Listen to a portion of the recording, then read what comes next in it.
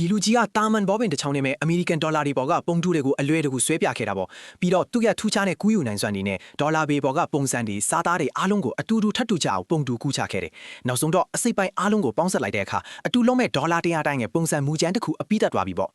ဒါပေမဲ့ဒါကလုပ်ငန်းစဉ်တစ်ခုလုံးရဲ့အလွယ်ကူဆုံးအဆင့်ပဲရှိပါသေးတယ်။တကယ်အခက်ခဲကတော့ဒီပေတွေပေါ်ကရေးစားပုံ watermark ကိုကူးချဖို့ပါပဲ။ဒီအမတ်အထားကိုစကူထုတ်လုပ်တုံးကတွေကထည့်သွင်းထားတာပါ။ပုံထူကူးတဲ့နေရာမှာပါရမီရှင်ဖြစ်တဲ့ David တောင်ဒီနေပညာကိုကူးချလို့မရခဲ့ဘူး။ဒါပေမဲ့ဒီအချိန်မှာပဲရာဇဝတ်ကိုင်းကောင်းဆောင် Henry ကရုတ်တရက်အကြံတစ်ခုရလာခဲ့တယ်ငါတို့ကအရင်ဆုံးရေးစားပုံကိုဖန်တီးပြီးအဲ့ဒါကိုစက်ကူနှစ်ချက်ကြားမှာညှပ်လိုက်မယ်စက်ကူသုံးချက်ကိုတစ်ချက်တည်းဖိအောင်ဖိနှိပ်လိုက်မယ်ဆိုရင်ဘန်ငွေစက်ကူရဲ့ရေးစားပုံအာနိသင်ကိုအပြည့်အဝဖန်တီးနိုင်မှာပဲ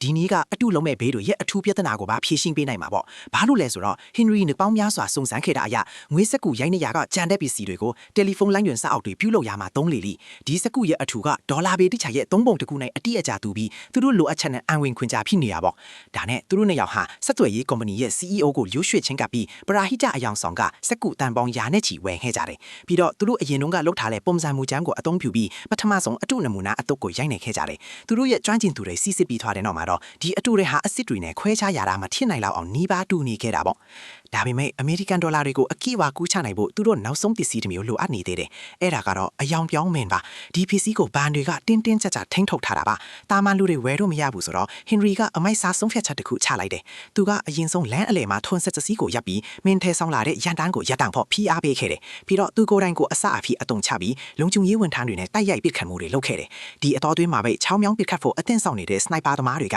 ဘေးဘက်ကနေလုံခြုံရေးဝန်ထမ်းအားလုံးကိုလင်းမြန်စွာရှင်းလင်းပစ်ခဲ့ကြတယ်။အတူလောက်ကိုင်းကအယောင်ပြောင်းမင်တွေကိုအောင်မြင်စွာသိမ့်ပတ်ရယူခဲ့ပြီးတပ်သေးခန့်ပစ္စည်းမချန်ကျစ်အောင်လို့ Henry ကမထွက်ခွာခင်တဲယူပို့ဆောင်ရေးရန်ပေါ်မှာဘုံတလုံးတက်ဆင်ခဲ့သေးတယ်။ကြီးမားတဲ့ပောက်ကွဲတန်ကြီးနဲ့အတူရန်တန်းတစ်ခွလုံးမိတောက်တွေကြားချက်ချင်းပြောက်ကွယ်သွားပါတော့တယ်။သူတို့ရဲ့ဌာနချုပ်မှာတော့ပုံနှိပ်ဆက်တွေအောက်လုံးနေရမနာအတူတွေရိုက်နေကြပါပြီ။မကြခင်မှာပဲသူတို့ဟာအစ်စ်ထက်တောင်ပိုပြီးအစ်စ်နဲ့တူတဲ့အတူတွေကိုနောက်ဆုံးတော့ထုတ်လုပ်နိုင်ခဲ့ကြခဲ့တယ်။ဒါပေမဲ့ David ကတော့ပျော်ရွှင်လို့မရခဲ့ပါဘူး။ဘာလို့လဲဆိုတော့သူတို့မင်းတွေတနည်းကုံသွားမှာကိုသိနေလို့ပါ။သူတို့အဖြစ်တစ်ခုကိုအမြန်ရှာရမယ်ဆိုတာကိုသူသဘောပေါက်ခဲ့တယ်။ဒါကြောင့် David က Henry နဲ့အတူကဘာပတ်ပြီးအတူတွေလဲလာနေရင်အမျိုးမျိုးသောမင်းအယောင်ပေါင်းဆက်မှုတွေကိုစက်တိုက်စမ်းသပ်နေခဲ့တယ်။ဒီနေ့ဂိုင်းတစ်ခုနဲ့ငွေလဲလာမှုတစ်ခုလုပ်နေတော့ပါ။ David ကအန်အောစရာကောင်စာတွေ့ရှိလာရတယ်။အဲ့ဒါကတော့ဂိုင်းခေါင်းဆောင်ရဲ့ကားပေါ်မှာအမေရိကန်ဒေါ်လာတွေပေါ်မှာသုံးထားတဲ့အယောင်ပြောင်းစင်းနဲ့အယမ်းစင်တူတဲ့စီးတွေတုတ်ထားတာကိုပါပဲဇလန်တွဲများကိုပိုမျိုးကြည့်ရှုနိုင်ရန် Like and Follow လုပ်ခဲ့ဖို့မမေ့ပါနဲ့အားလုံးကိုကျေးဇူးတင်ပါတယ်